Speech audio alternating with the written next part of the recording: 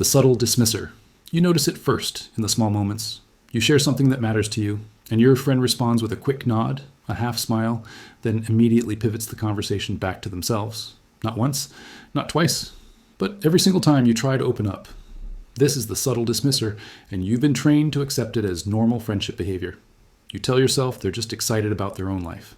You rationalize that maybe you're being too sensitive, too needy, too demanding of their attention, but something gnaws at you, a hollowness that grows each time you walk away from a conversation feeling smaller than when you entered it. The subtle dismisser operates through 1,000 tiny cuts, none dramatic enough to confront, all devastating enough to erode your sense of worth. They master the art of seeming interested while being fundamentally indifferent. They ask questions but don't listen to answers. They remember details about acquaintances but forget major events in your life. You mentioned your job interview 3 times, and they still ask what you do for work. This isn't forgetfulness. This is selective attention, and you're not selected.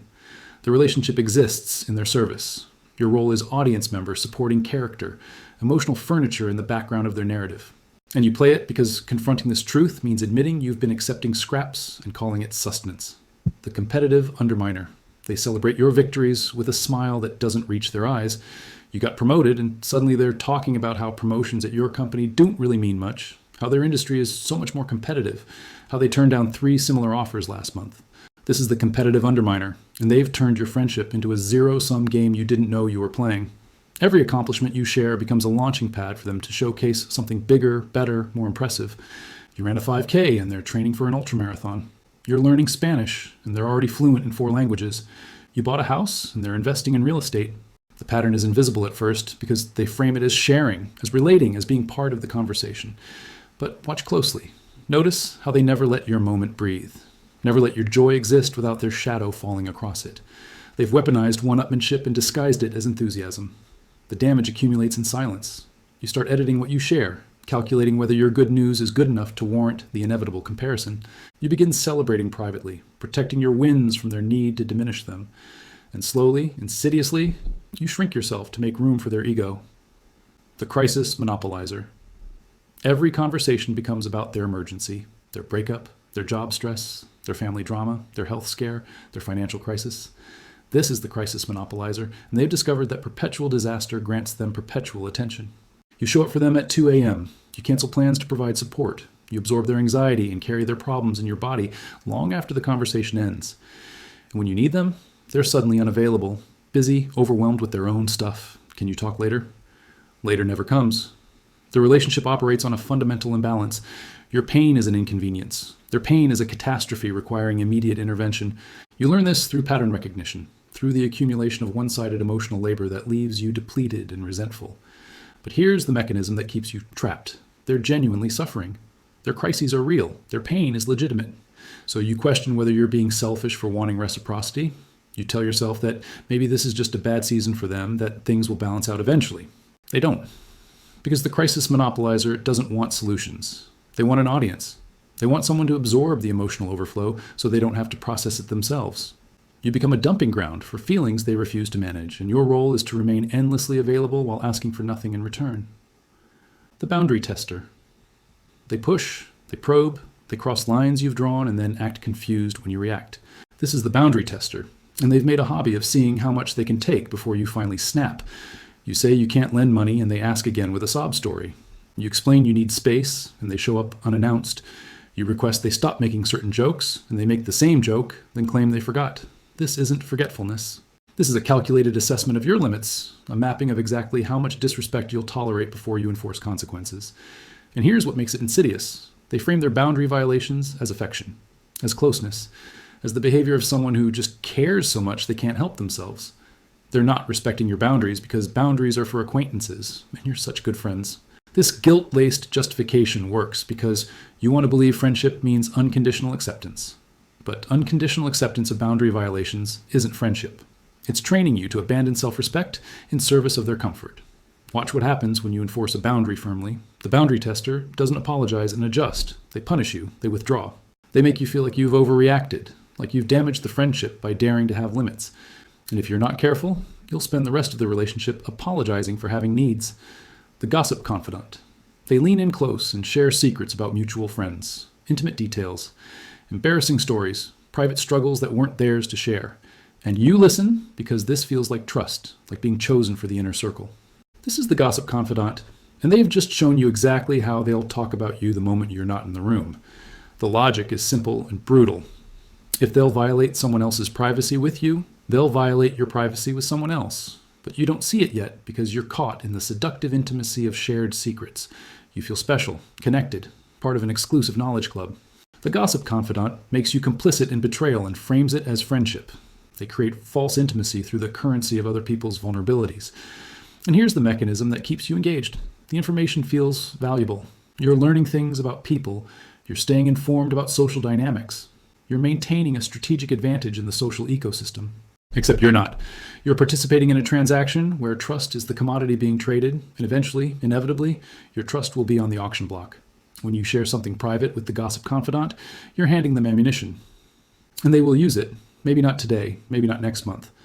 But when it serves their narrative, when they need social currency with someone else, your secret becomes their storytelling material. The fair weather friend. They're present for parties and celebrations and fun. They're absent for hospitals and funerals and hard conversations. This is the fair weather friend. And they've built a relationship on the easy parts, while systematically avoiding anything that requires emotional labor. You don't notice at first because the good times are genuinely good. They're funny, engaging, great at making plans and showing up when everything's already fine. But watch what happens when you need actual support, when you're going through something difficult, when you need more than surface-level companionship. They disappear, not dramatically, not with an announcement. They just become mysteriously busy. Their texts slow down, their availability evaporates. And when they do show up, they change the subject away from your pain as quickly as possible. This isn't malicious, it's cowardice. The fair weather friend wants the benefits of friendship without the responsibilities. They want connection without vulnerability, intimacy without reciprocity. They've decided that relationships should feel good all the time, and when they don't, they simply disengage until conditions improve. The damage this causes is specific and deep. You learn that your struggles make you unworthy of companionship, that your pain is too much, too heavy, too uncomfortable for people to bear. You learn to perform okayness even when you're drowning, because showing the truth means watching people vanish. The fair weather friend teaches you to hide your humanity. The emotional hostage taker. They threaten to hurt themselves when you try to create distance.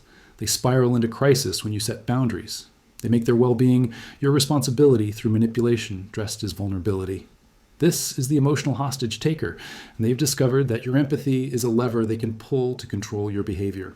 The mechanism is elegant in its cruelty. They share their pain. They expose their fragility. They make you witness their suffering. And then they make it clear, implicitly or explicitly, that your actions determine their stability. If you leave, they'll fall apart. If you don't respond immediately, they'll do something reckless.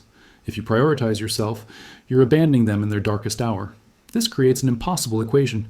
You can't exit without feeling responsible for whatever happens next. You become trapped in a relationship held together not by mutual care, but by fear and obligation. And here's what makes it so difficult to recognize. Their pain is often real. They are struggling. They do need support. But they've weaponized that need, turned it into a tool to prevent you from ever choosing yourself. The emotional hostage taker makes you responsible for managing emotions they refuse to manage themselves. They outsource their stability to your constant availability. And when you finally try to save yourself, they make you feel like you're killing them.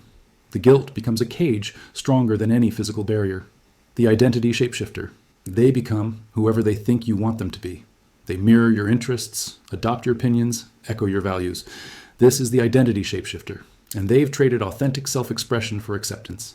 At first it feels wonderful. You found someone who gets you completely, who likes everything you like, who thinks the way you think. The compatibility feels cosmic, meant to be, but eventually you notice something off. They have no core, no consistent self that exists independently of whoever they're with. Their personality shifts depending on the room. The music they loved with you, they hate with someone else. The political views they passionately defended in your presence, they argue against elsewhere. This isn't growth or open-mindedness. This is a profound absence of self that they fill with borrowed identity. The relationship feels hollow because you're essentially talking to a mirror. There's no real exchange happening, no genuine difference to learn from, no authentic person pushing back against your ideas or offering alternative perspectives. You're in a relationship with someone who refuses to exist as a distinct individual. And here's the subtle damage. You never learn who they actually are. You never get to know the real person beneath the performance because there might not be one. The identity shapeshifter is so committed to being liked that they've erased themselves in the process. And while that might seem like the ultimate friendship gift, it's actually a theft. They're stealing the possibility of real intimacy by offering only manufactured compatibility. The perpetual victim. Nothing is ever their fault. Every conflict has someone else to blame. Every failure has external causes. This is the perpetual victim, and they've built an entire identity around being wronged by the world. You listen to their stories, and something doesn't add up. Every job they've had featured a terrible boss. Every relationship they've been in involved a toxic partner. Every friend group they've left betrayed them somehow. The pattern is clear, but they can't see it, or won't, because acknowledging their role in repeated negative outcomes would require accountability, and accountability destroys the victim narrative they've constructed. The perpetual victim needs to be blameless. They need their suffering to be evidence of the world's cruelty rather than consequences of their own actions. And your role in this dynamic? Validation. Constant, unending validation of their perspective. You're not allowed to suggest they might have contributed to the problem. You're not permitted to point out patterns. Any attempt to introduce nuance or accountability is reframed as victim blaming, as siding with their oppressors, as betraying them when they need you most. The relationship becomes a one-way validation machine where you're required to affirm their victimhood regardless of evidence. And here's what this does to you. It makes you complicit in their stagnation. By never challenging their narrative, you help them avoid growth. You enable them to repeat the same destructive patterns while believing themselves to be perpetually unlucky, rather than perpetually unchanged. The friendship scorekeeper. They remember every favor. They track every gesture. They maintain a mental ledger of who owes whom, and they make sure you know when the balance tips against you. This is the friendship scorekeeper, and they've turned mutual care into a transaction. You bought coffee twice in a row, and they mention it. You forgot to text back quickly, and they bring up the 3 times they responded immediately. You didn't make it to their event, and they catalog every event of yours they attended. The friendship operates under an invisible accounting system where nothing is freely given and everything demands eventual repayment. This destroys the fundamental nature of friendship. Real connection can't survive in a framework of constant calculation. Generosity becomes impossible when every act of care is an investment expecting returns. You start second-guessing every interaction, wondering if accepting their help means you're accumulating debt, worrying that your spontaneous kindness is being logged as leverage for future negotiations. The friendship scorekeeper reveals their core belief. Relationships are zero-sum games where one person's gain is another's loss. They can't imagine mutual care existing outside of transactional exchange. So they meticulously track inputs and outputs, making sure they never give more than they get, ensuring they can always prove they've been the better friend if conflict arises. And you? You're exhausted. You're tired of the invisible scorecard. You're tired of friendship feeling like a contract negotiation where love is measured in comparable gestures and care is quantified by response times and remembered details. You want connection without the spreadsheet. But the friendship scorekeeper can't give you that because they've never learned that real friendship exists in the unmeasured space beyond accounting.